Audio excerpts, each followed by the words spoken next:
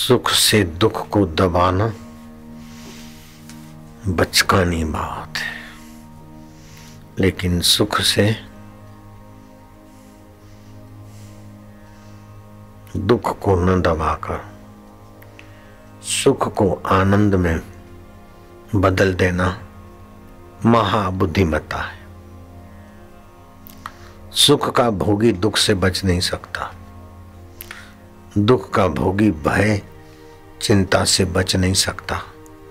न सुख के भोगी बनो न दुख के भोगी बनो, दुख हारी प्रभु के आनंद में अपने आप को उछाल दो। गुजरात में काठियावाड़ है। काठिया बाबा का बिंद्रावन में आश्रम है। अभी उनका शरीर नहीं रहा, लेकिन आश्रम तो है। काठिया बाबा ने भंडारे की घोषणा की थी। कल सुबह भंडारा है, लेकिन आज शाम को फॉरेस्ट वालों ने लकड़हारों को पकड़ लिया। कोई लकड़हार फर्क नहीं सकता, काठिया बाबा को लकड़ी चाहिए। सुबह भंडारा है। भोर भोर में एक अनजाना काठिया बाबा का जगह कहाँ है, काठिया बाबा का लोगों ने बताया, और गधों पर लदी हुई लकड़ियां छोड़ के चला गया।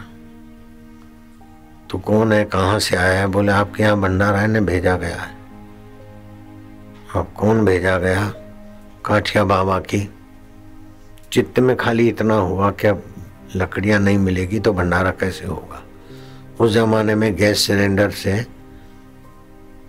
काम चलाने की परंपरा कम रही होगी अथवा नहीं रहे होंगे। वो काठिया बाबा भगवत प्राप्त महापुरुष को और योग सिद्ध महापुरुष को खोजने के लिए हिमालय में खूब जगहों पर घूमे थे। आप सफल होते हो कि नहीं होते, लेकिन आपका परमेश्वर अंतरात्मा जानता है कि ये किस लिए घूम रहा है। वो कोई आकाश में बैठकर नहीं देख रहा है, आपका ही चैतन्य जानता है। आपके जो भी ख्याल हैं, आप जिसको ख्यालों को जानते हैं उसकी सीमा है, लेकिन उसके बाद कौन सा ख्याल आएगा वो आप नहीं जानते। वो असीम ख्यालों को भी जानता है। मैं जंगल में बैठा था और सोचा मैं कहीं जाऊंगा नहीं, यहाँ बैठ के खाऊंगा, और किसान लेकर आए। कुछ देर के बाद मैंने कहा भाई ये तुम्हारा कोई पहचान वाला साधु होगा, मैं तो कल रात को यहाँ आया हूँ। बोले रात को 3 बजे स्वप्न आया और ये सब दिखा। तो मुझे तो सुबह विचार आया कि कहीं जाऊंगा नहीं, यहीं बैठ के खाऊंगा, जिसको गरज होगी आएगा, सृष्टिकर्ता खुद लाएगा। मुझे तो विचार आया सुबह, लेकिन मेरे प्यारे को पता चल गया कि ये पट्टा सुबह अड़ जाएगा। 3 बजे रात को उन किसानों को स्वप्न देने वाला कैसा है, मुझे पता नहीं था रात को 3 बजे कि मैं सुबह ऐसा विचारूंगा। अरे सुबह नींद में से उठा तभी भी मैंने नहीं विचारा। जब चल के गया नर्मदा जी के पट में, बालू में नहाकर आया और सूरज उदय हुआ, लाल सूर्य, और पेट में चूहों ने कसरत की। मैं कहा अब यहीं बैठेंगे, नहीं जाएंगे मांगने, जिसको गरज होगी आएगा, सृष्टिकर्ता खुद लाएगा। मैं तो किसान आए और वो बोलते हैं कि हमको रात को सपने में आ गया। एक ऐसा प्रभु, लोग बोलते हैं ये फलाने लोग राज चलाते हैं, फलाने लोग राज चलाते हैं, फलानी पार्टी राज करती है। बोलूंगा चाहे कोई पार्टी राज करती हुई दिखती है, लेकिन ज्यों ज्यों समय बीतता है तब तब त्यों त्यों मेरे को स्पष्ट होता जाता है कि कोई पार्टी राज नहीं करती। राज तो एक ही कर रहा है, जिसके आज्ञा से सूर्य नियमित उदय होता है, ऋतु परिवर्तन करता है, चंद्रमा औषधियां पुष्ट करता है, हवाएं चलती है, समुद्र धू धू करता हुआ ये गंदगियों को शुद्ध करता है। और आपके रक्त वाहिनियों में रक्त जो चला रहा है, आपके ख्यालों को जो देखता है और जो ख्याल आने वाले उसको भी जानता है। राज तो उसी का है। आपका क्या ख्याल है, राज कौन कर रहा है? सभी के हैं, राज करने वालों के से दिल दिमाग पर, और उनको दंड देना या उनको प्रोत्साहित करना, वही राज कर रहा है। बोलो, राजाओं का राजा है, स्वामियों का स्वामी।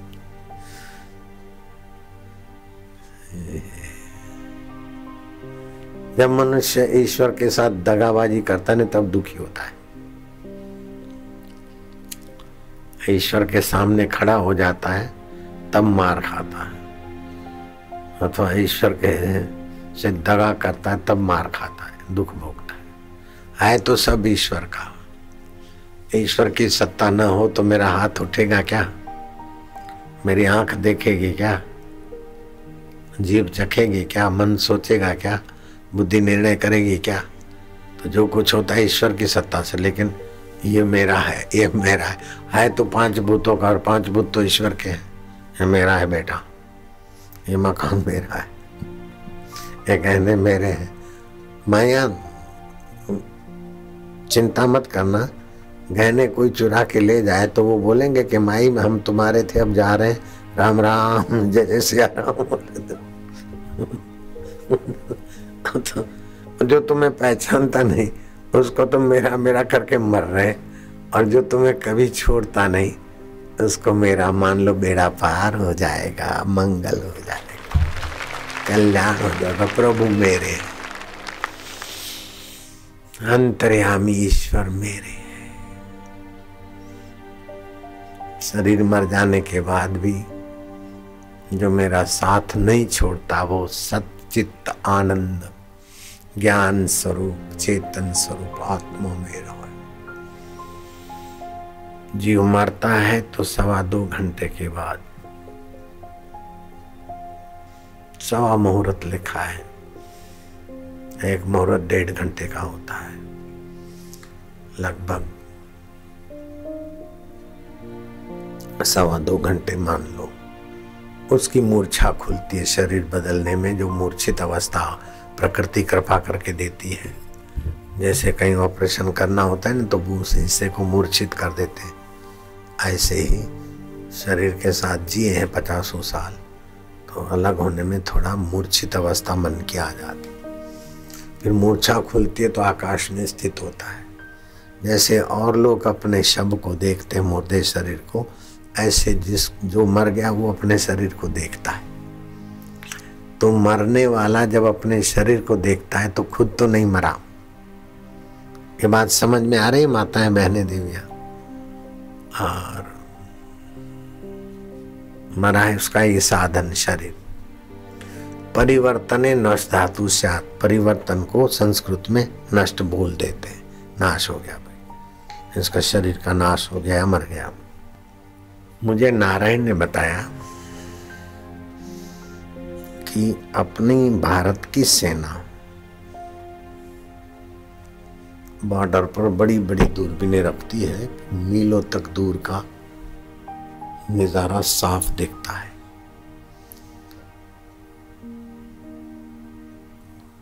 लेह लद्दाख का होगा या कोई भी होगा, भारत की सीमा में जो है एरिया होगी नदी, वहां कोई साधु दिखा तो उन्होंने अपना रेडार लगा दिया देखने का, तो देखा कि कोई शव नदी में बहा जा रहा है शांत, और साधु उसके साथ चला और हाथ से कुछ इशारा किया और वो साधु लेट गया, मतलब मर गया, और वो शव पानी में से उठ के खड़ा हुआ। तब फौजी दौड़े और उस युवक को पकड़ा, तुम कौन हो, सच बताओ, हम दूर से तुमको अपनी दूरबीन में खुर्दबीन में देख रहे थे। बोले इस शरीर से योग साधना करते करते शरीर पुराना हो गया, ये मर जाऊं, किसी के गर्भ में आऊं, फिर साधना करूं, इससे तो ये शरीर जो अभी मैं दिख रहा हूं ये जुआन का शरीर है, तो मैं उसमें आ गया। और मैं कौन हूं, वो जो साधु का शरीर अब बहेगा, किनारे है तो बह जाएगा अपने आप, मैं वो हूं। तुम सच बोलते हो। उस साधु की हरकत हम नोट कर रहे थे और साधु मर गया, पानी में बहने को है, और तू फिर खड़ा हो गया। ये हमारे ध्यान में था। ये घटना कभी घटी होगी, लेकिन नारायण ने मुझे ये प्रसंग सुनाया। तो आप इस शरीर से अलग हैं। जैसे गाड़ी में बैठते हैं और गाड़ी छोड़कर दूसरी गाड़ी में बैठते, तीसरी में बैठते, तो गाड़ी में बैठते यात्रा का निर्धारित स्थान तय करने के लिए, ऐसे ही इस शरीर में आप आए हैं तो अपने दुख रहित, आकर्षण रहित, परम सुख, परम आनंद और मुक्त अवस्था की यात्रा करने के लिए जन्म हुआ है। लेकिन बीच में असाधन आ जाता है। साधन है कि खाएं तो सही, स्वास्थ्य के अनुरूप, पहने भी सही, मर्यादा के अनुरूप, और कम मेहनत में कम समय में आजीविका मिल जाए और बाकी का समय अपनी अंतर यात्रा करें। तो हम क्या करते हैं कि सरसों की सब्जी बनाने में मेहनत, पचाने में मेहनत, लाने खाने में मेहनत, फिर ये बनाया वो बनाया, तो सब चटोरेपन में असाधन हो जाता है। शादी किया बच्चे को जन्म देने के लिए, लेकिन बिन जरूरी पति पत्नी के शरीरों को विकारों में गिरा गिरा के असाधन करके बीमारी को बुला दिया। तो ये असाधन जो है ना, वो देर कर देते। तो कहने का तात्पर्य है कि आपकी सत्व में प्रतिष्ठिता हो जाए तो साधनों की आवश्यकता नहीं पड़ती, आपके अंदर के सत्व से ही कार्य होने लगते। जैसे युधिष्ठिर है, हनुमान जी है, उनके नाम से ही लोग क्या क्या बना लेते हैं। कृष्ण के नाम से, राम जी के नाम से, संतों के नाम से। तो उनको देखा नहीं, लेकिन उनकी पुण्यमय स्मृति से अपना व्यवहारिक जगत में भी अच्छा होने लगता है। तो अच्छे में अच्छे परमात्मा है, और आप परमात्मा से दगाबाजी करने की गलती ना करें। ये मेरा है, ये मेरा है, बाहर से भले कह दो, भीतर से समझो कि शरीर भी अपना नहीं है। शरीर भी माँ बाप से मिला हुआ है और सदा नहीं रहेगा। जो मिलता है वो बिछड़ता है, जो जन्मता है वो मरता है, जो आता है वो जाता है। तो भगवान भी मिलेंगे तो बिछड़ेंगे नहीं। भगवान मिले मिले ये भावना जगाकर दूसरे से मिलने की वासना हटती और बुद्धि विकसित होती, तो फिर पता चलता है कि भगवान मिले तो क्या है, मौजूद ही थे, हाजरा हजूर थे। हाजरा हजूर जागंदी जोत, आद सत जुगात सत, है भी सत हो से भी सत। भगवान मिल जाए, भगवान मेरे को मिल गए, ये समझाने के लिए बोलना पड़ता है। भगवान तो मिले मिलाए, जान लिया खाली। बुद्धि योग उपाश्रित मच्चित्त सततम भवा। हाँ, भगवान मिलने के दो रीत है। जब साकार भगवान आते वरदान देने को तो मिले और वो बिछड़ जाते, लेकिन तत्व रूप से जो भगवान है वो तो बुद्धि पर से ना समझी हट जाती तो साक्षात्कार होता है। आत्मरति, आत्मप्रीति, आत्मतृप्ति, तस्य कार्यम न विद्यते, उसके लिए फिर कोई कर्तव्य नहीं। गीता में आया है। तो भोजन में रति आती है, भोजन से तृप्ति और भोजन से संतुष्टि, लेकिन 4 घंटे के बाद फिर वही हाल। पति पत्नी में रति हुई, पति पत्नी में प्रीति हुई, पति पत्नी के काला मुंह करने से अपने को संतुष्टि हुई, लेकिन देखो तो दूसरे दिन उसी समय। तो इंद्रियों में, विषयों में, विकारों में, शराब में, कबाब में, तामसी, राजसी, सात्विक, इनमें जो रति, प्रीति, तृप्ति है वो माया जाल है, धोखा है। वास्तव में रति, प्रीति और तृप्ति का जो मूल केंद्र है वो आत्मदेव है। तो मैं चाहता हूं कि तुमको उधर ले जाऊं। अब सामने बैठे रहो, देखते जाओ, कुछ प्रयत्न न करो। ओम शांति।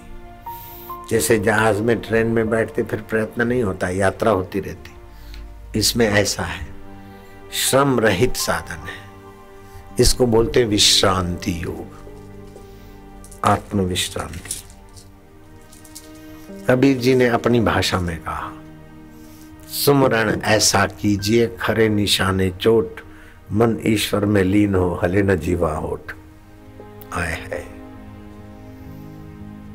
जीवा भी नहीं हलती, होठ भी नहीं हलती। और ये साधना करने के बाद तो कबीर जी ऐसी ऊंची बात बता देते हैं कि आम आदमी सुनकर हिल जाए। भला होया हरि बिसर्यो, सिर से टली बला, मुख से जपू न कर से जपू, उर से जपू न राम, राम सदा हमको जपे हम पावे विश्राम। देखो ध्यान देना, ये संत की वाणी संत ही समझा पाएंगे। कबीर ये भी बोलते हैं,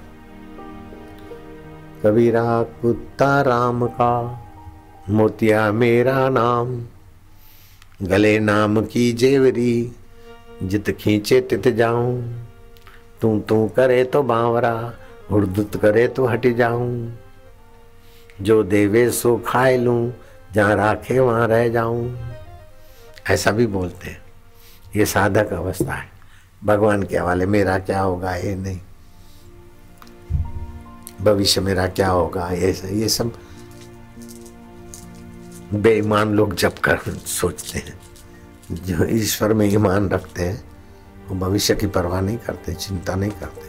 मैं भगवान का हूँ, भगवान मेरा है। कबीरा कुत्ता राम का, कुत्ते को क्या खाऊंगा कैसे खाऊंगा मालिक ने संभाल लिया, फिर कुत्ता सोचता नहीं है, सब मालिक कर देता है। ऐसे ही कबीर जी, मैं बोलूं तो मुझे पाप लगे, लेकिन कबीर जी का कहा हुआ हूं मैं दोहराता हूं। कितनी ऊंची समझ है कबीर जी की। साधक बनो तो ऐसे और सिद्ध बनो तो वैसे, दोनों अवस्था कबीर जी के श्रीमुख से आई। कबीरा कुत्ता राम का, मोतिया मेरा नाम, गले नाम की जेवरी, जित खींचे तित जाऊं, तू करे तो बावरा। जैसे कुत्ते को तो बावरा होकर पूंछ हिलाता है, खुश होता, हुड़दुत करे तो हट जाऊं, जो देवे सो खाए लूं। ऐसा चाहिए ऐसा चाहिए ऐसा चाहिए। मरने वाले के लिए क्या ऐसा ऐसा। हाँ, स्वास्थ्य का ख्याल करके खाओ, लेकिन स्वाद की गुलामी लेकर खाओ, वाहवाही की गुलामी होकर करो नहीं। वाह, इससे जल्दी विश्रांति योग मिलेगा। और विश्रांति योग मिल गया तब कबीर ने अपना अनुभव गर्जना की, सुमरण ऐसा कीजिए खरे निशाने चोट, मन ईश्वर में लीन हो हले न जीवा होठ। फिर और गर्जना की, डकार दी, भला होया हरि बिसर्यो, सिर से टली बला, मुख से जपू न कर से जपू, उर से न जपू राम। पति पत्नी के फेरे हो गए, फिर पत्नी माला जपती है क्या, मैं छगुआ की पत्नी हूँ, मैं बबुआ की पत्नी हूँ, मैं कमलनाथ मैं कमला हूँ, और फलाने की हूँ, मैं फलाने की हूँ, मैं फलानी जाति का हूँ। ये माला जपते हो क्या? मैं प्रयाग में हूँ, प्रयाग में हूँ, प्रयाग में रटते हो क्या? प्रयाग में हूँ स्वीकार हो गया, समझ लिया। ऐसे ही भगवान के स्वरूप को समझ लिया, बस हो गया। भला होया हरि बिसर्यो, सिर से टली बला, मुख से जपू न कर से जपू, उर से जपू न राम, राम सदा हमको जपे हम पावे विश्राम। जैसे निर्दोष बच्चे का ख्याल मां रखते, बच्चे को अपनी परवाही नहीं होती, ऐसे ही वो तो बच्चा और माँ है। यहाँ भगवान और हम जीव बच्चा नहीं होता, बच्चा बाप नहीं रहता। वहाँ जो तू है वो मैं हूँ, जो मैं हूँ वो तू है, कहिए वो वाणी से वर्णन भी नहीं होता। वर्णन करके थोड़ा आनंद ले लेते, बाकी भगवान ने कहा 4 प्रकार के भक्त हैं। आर्त, जो दुख से पीड़ित है, मुझे पुकारता है। अर्थार्थी, जिसको आवश्यकता है धन की या कोई आवश्यक। तीसरा होता है जिज्ञासु, मुझे जानने के लिए भजता है। और चौथा होता है जिसने मुझे जान लिया, ज्ञानी। चारों उदार होते, लेकिन ज्ञानी तो मेरा स्वरूप है। मैं तुमको उस अवस्था के तरफ ले जाने का थोड़ा थोड़ा, अब एक दिन में तो पहुंचो ये कोई जरूरी नहीं, लेकिन उसका स्वाद थोड़ा मिल जाए तो अपने आप चल जाओगे, ऐसा है वो।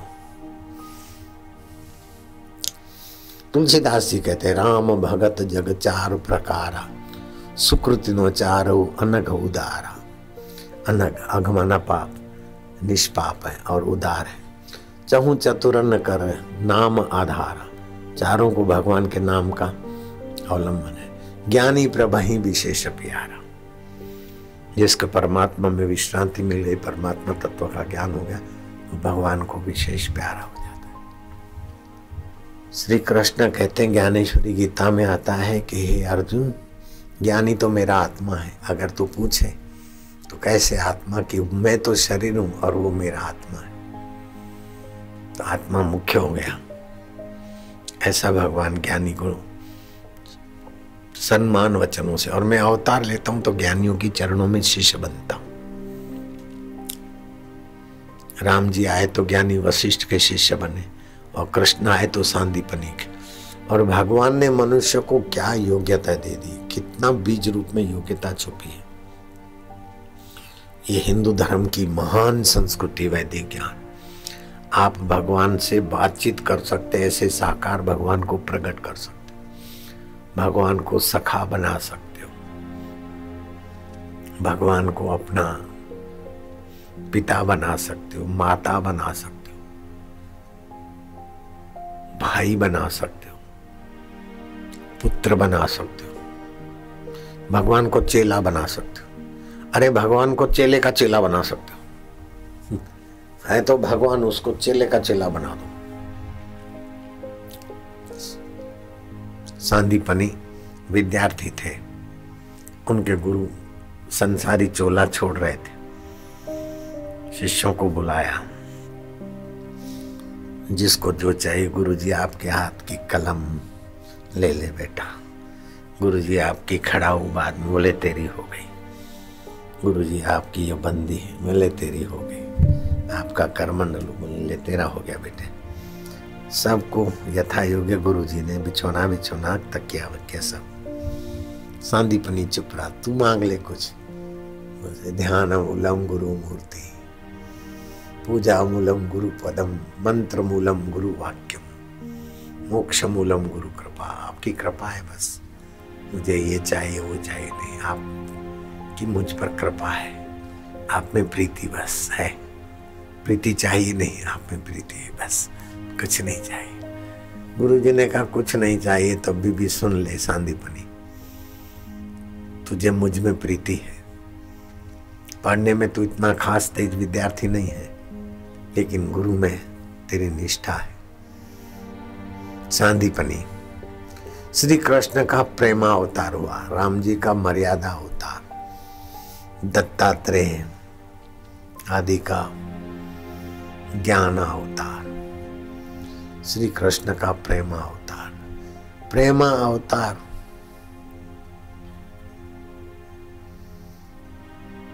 तेरा शिष्य बनेगा।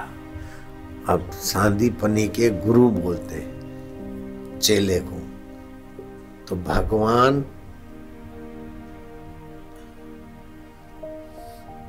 चेले का चेला बन जाता है। सांदीपनी के गुरु ने कहा कि भगवान कृष्ण तेरे शिष्य बनेंगे, तो श्री कृष्ण शिष्य बने कि नहीं बने सांदीपनी? तो आप भगवान को अपने चेले का चेला बना सकते, ऐसी योग्यता आपने अंदर। लेकिन पान मसाला तू मजा दे, सिगरेट तू मजा दे, आपकी योग्यता नीचे के केंद्रों में चली जाती, नष्ट हो जाती। इसलिए खान पान में, आहार व्यवहार में संयम, जप, ध्यान और आपकी ऊपर के केंद्रों की यात्रा, ऊंची मति गति। अब आप ये सुन बैठे, अब कुछ ना करो, खाली जीभ तालू में लगा दो बस। आप कोशिश नहीं करना, जो हो रहा है उसको होने दो। अपने तरफ से कोई यत्न ना करो। जीभ तालू में लगा दी, अगर बहुत थके हैं और जगह है तो थोड़ा लेट के श्रम रहित हो जाओ। विश्राम। ओम शांति। श्वास अंदर आ रहा है, सो वह चैतन्य अमर शाश्वत सुख रूप। सो श्वास बाहर गया, हम। सो हम, अथवा तो श्वास अंदर गया तो ओ, बाहर आए तो एक। श्वास अंदर गया ओ, बाहर आए तो दो। श्वासोश्वास की गिनती, इसका भी बड़ा भारी महत्व है।